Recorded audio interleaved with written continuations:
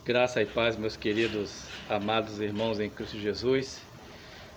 É com muita alegria em que nós estamos aí retornando aí a nossa leitura diária e numa felicidade enorme pelas belíssimas lições que nós temos tido ao início desse quadrimestre, onde estaremos aqui estudando sobre as parábolas de Jesus. Então, ela está nos trazendo um grande enriquecimento daquilo que Jesus aplicou na vida dos seus ouvintes e que nós também podemos aplicar na vida dos nossos semelhantes, daqueles que estão à nossa volta, para que possa entender a importância de se ter Cristo, como eu e você também tem esse Cristo, a salvação em Cristo Jesus. E eu louvo a Deus por colocar nas nossas vidas essas pessoas que prontamente aceitam compartilhar aquilo que extrai da revista e também da Bíblia Sagrada, aquilo que tem como entendimento, para que nós juntos possamos estar assim nos ajudando e tirando nossas dúvidas e contribuindo para o nosso enriquecimento. Nenhum de nós professores temos a verdade absoluta sobre o que nós colocamos. Por isso que eu sempre reitero que cada um de nós, como crentes em Cristo Jesus, somos um crente bereano, né? Entre aspas. Aquele crente em que ouve, retém as coisas que são boas e aquelas que não são, a gente descarta. E sempre consultando a Bíblia, né? Para que o entendimento seja comum a todos. E é muito gratificante quando nós temos irmãos que contribuem conosco o que tem recebido de Deus através das lições. Isso é maravilhoso, isso é tremendo. Nenhum de nós somos professores formados, mas somos pessoas com muita vontade de ensinar o que temos aprendido na Palavra de Deus de uma maneira didática, daquilo que nós temos visto, ouvido e observado, né? E o que Deus tem colocado em nossos corações através da Bíblia e através dos recursos que chegam até nós, bons recursos, boas instruções e boas orientações. Tá bom? Então, parabéns aos professores, sempre, aos que estão se ajuntando a nós, aos que vão estar aí pela primeira vez conosco, na ministração da lição. Estejamos orando por esses novos professores, para que sejam bênção para a vida deles, porque certamente para nós vai ser grande bênção esse compartilhar deles para conosco, tá bom? E sempre junto com vocês, um com o outro, tá bom? A nossa leitura hoje, ela vai estar nos enriquecendo com o grão de mostarda e o fermento. Essa é a parábola de Jesus, que se encontra lá no livro de Mateus, capítulo 13, versículo 31 a 33. Esse é o texto básico da lição do que nós vamos estar contribuindo hoje. O grão de mostarda e o fermento. Ao longo da semana, nós vamos estar fazendo a leitura de alguns outros textos que vai estar sempre inserido nessa questão do grão de mostarda e o fermento que Jesus aplicou em sua parábola ali em Mateus capítulo 13, versículo 31 a 33, em que nós vamos estar fazendo aqui essa breve leitura, onde a palavra diz assim: a parábola do grão de mostarda. Outra parábola lhe propôs, dizendo: o reino dos céus é semelhante a um grão de mostarda, que um homem tomou e plantou no seu campo, o qual é, na verdade, a menor de todas as sementes, e crescida é maior do que as hortaliças, e se faz árvore, de modo que as aves do céu vêm aninhar-se nos seus ramos. Disse-lhe outra parábola, agora a parábola do fermento. O reino dos céus é semelhantemente ao fermento que uma mulher tomou e escondeu em 3 medidas de farinha até ficar tudo levedado. Até aqui, até essa parte aqui em que o Senhor coloca para nós. O que a gente entende aqui nessa parábola do grão de mostarda? Ela é muito óbvia na literalidade do que nós acabamos de ler. Quando diz assim: o reino dos céus é semelhante a um grão de mostarda que um homem tomou e plantou no seu campo.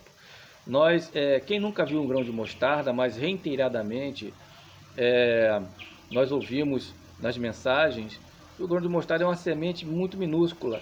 Quem tiver interesse, e tem acesso a celular, à internet, vocês vão ver que busca lá no YouTube ou no Google a semente do grão de mostarda. E você vai ver o que é um grão de mostarda e você vai ver também ali o que é a mostarda, a semente, o que ela se transforma.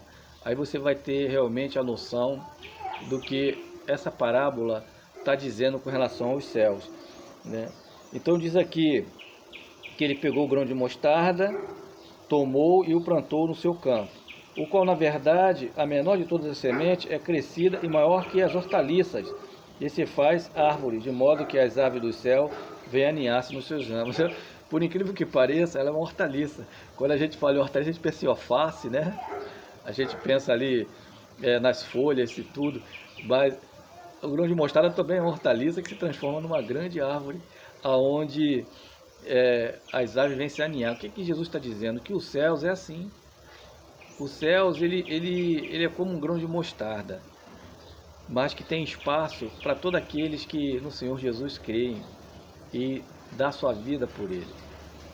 Sabe, eu tenho guardado no meu coração já há alguns anos, desde que eu conheci o pastor Denilson. Ele trouxe uma mensagem em que replica no meu coração até hoje a frase em que não basta apenas crer, mas dar crédito. Tem algumas coisas que trazem um impacto muito forte dentro de nossa vida, e porque é a pura verdade. Porque a gente vê pessoas muitas vezes falando que acredita, mas não procuram viver uma vida cristã digna, com os elementos que o Senhor Jesus nos proporciona de como viver. Se você pegar ali o livro de Gálatas capítulo 5, ali o Senhor está nos mostrando, através da palavra do apóstolo, que quais são as obras da carne e as obras do Espírito. E é muito claro, todos aqueles que praticam as obras da carne semelhante àquelas obras, a esses não é dado o reino dos céus. Ele não está falando de obras literalmente para salvação, mas se a sua vida prática corresponde àquelas coisas, semelhante àquelas coisas, não está em Cristo. Mas, em contrapartida, logo abaixo, está ali as obras do Espírito. Amor, benignidade, bondade. Se sua vida corresponde às obras do Espírito, certamente você está em Cristo, tem a eternidade contigo. E isso é incontestável. Então, o Senhor está dizendo aqui que os céus é como um grão de mostarda. E o interessante, que eu posso destacar aqui, é que o homem tomou e plantou no seu campo. Veja bem, essa parte que eu destaco aqui, que o homem tomou e plantou no seu campo, aqui está falando do próprio Senhor, em que o campo do Senhor é todo esse país, é toda esta nação. Nós somos criação dele, né? Então, ele está plantando a sua semente como um grão de mostarda, que dá uma por 30, uma por 60 e uma por 100. Esse é o grão de mostarda do nosso Senhor Jesus, em que cresce assustadoramente, divinamente, maravilhosamente, para o reino dos céus cada dia mais crescer e tirar as pessoas do inferno. Mas também podemos fazer uma analogia, sem que aperte o texto, para a nossa vida, em que nós, como o plantador da semente, eu e você, sendo o missionário que contribui financeiramente, o missionário que contribui com as orações, o missionário que pega a sua semente e coloca em terra boa para que dê frutos. Você falando das pessoas, do teu testemunho, você falando de Jesus. Veja bem, falar de Jesus não é dizer assim, irmão, vamos para a minha igreja ouvir falar de Deus. Não. Não é isso que eu estou dizendo. De você transferir a responsabilidade que você tem de falar do teu testemunho de Cristo para a vida da pessoa que você está conversando, que tem intimidade. Você pode sim convidar a vir à igreja, ótimo, mas primeiro fale da salvação em Cristo Jesus para esta pessoa. Não traga esta pessoa para a igreja sem você ao menos ter se expressado a ela desta forma. Tenha coragem, fale.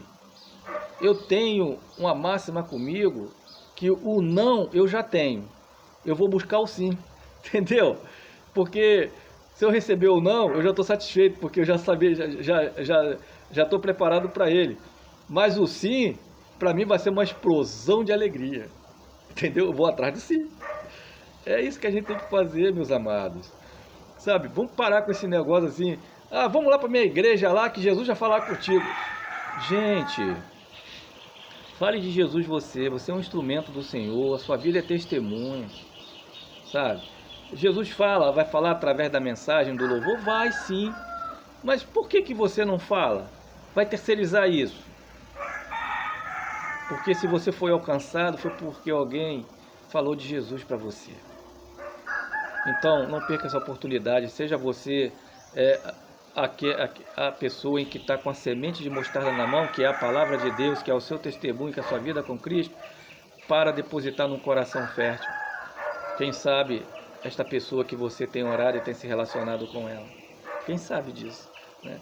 Depois vem aqui sobre a parábola do fermento, onde o reino dos céus é semelhante ao fermento que uma mulher tomou e escondeu em 3 medidas de farinha até ficar tudo levedado. As parábolas tanto revelam como ocultam.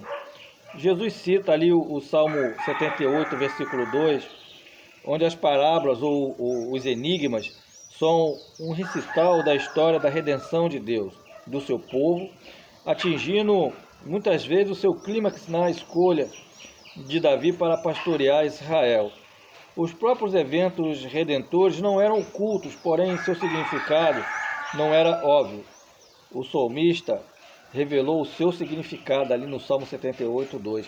Porque o que a gente entende aqui é que Deus usa as coisas pequenas desse mundo para despertar, para o despertar da sua obra. O rei Davi, que se tornou tão grande, ele não era tido como algo grande em sua época, era apenas um jovem pastor de ovelha. E muito corajoso, por sinal, tá bom? Muito corajoso, porque ao cuidar das ovelhas, ele matou um urso e um leão. E nós sabemos que isso não é pouca coisa, tá bom? Então, não tem Davi como um jovem fraquinho, como um jovem que não tinha tanta experiência assim. Tinha sim, uma experiência de campo, corajoso, porque passavam noites a fios, correndo riscos ali entre lobos, entre salteadores e entre animais selvagens. Então, não era pouca coisa que esse jovem fazia. Ele não era um menino qualquer. Então, Deus escolheu ele para ser o futuro rei de Israel. As pequenas coisas aos olhos dos homens, mas Deus tem nos preparado para grandes coisas, cada um de nós. Só precisamos conhecer essas coisas que Deus tem nos preparado. Nós precisamos estar com o coração aberto para receber, assim como o Davi teve o coração aberto para perceber, mesmo que estava sendo escondido pelos seus pais e pelos seus irmãos. Mas Deus fez auto-revelar onde estava esse menino. E ali ele foi agraciado pelas bênçãos divinas do nosso Senhor Jesus. Então, é como um fermento, uma mulher tomou e escondeu as 3 medidas de farinha até ficar tudo levedado. Esperar que as coisas estejam dentro daquele padrão para que possa tomar a forma necessária aquilo que Deus quer na nossa vida, assim como um pão ou um bolo, né? Assim como um pão ou um bolo possa tomar a forma desejada. Meus queridos, que Deus abençoe diante das leituras que vamos fazer, de forma que possamos conhecer o reino através da ilustração do reino de Deus, né? Aprender com Jesus o que ele queria ensinar nessa jornada e os elementos das parábolas. Nós vamos aprender tudo isso em nossa leitura diária e também quando estivermos aplicando aí o ensino como um todo. E vamos entender muito sobre essa força penetrante do Senhor Jesus na vida de todos nós. Deus abençoe, Deus ilumine a todos. E trazendo a memória de vocês que nesse sábado agora, o último sábado de outubro, estaremos ali na IBAB com a nossa feira missionária. Estamos ali encerrando com a feira missionária e domingo daremos o resultado de todo esse esforço em que Deus nos proporcionou para que a sua graça seja cada vez mais manifesta na vida daqueles que amam almas, aqueles que querem ver o Brasil salvo, querem ver a família salva, querem ver o seu bairro salvo, enfim, ver essa nação brasileira salva por Cristo Jesus. Deus abençoe a todos e tenha um excelente dia para a honra e glória do nosso Senhor. Amém?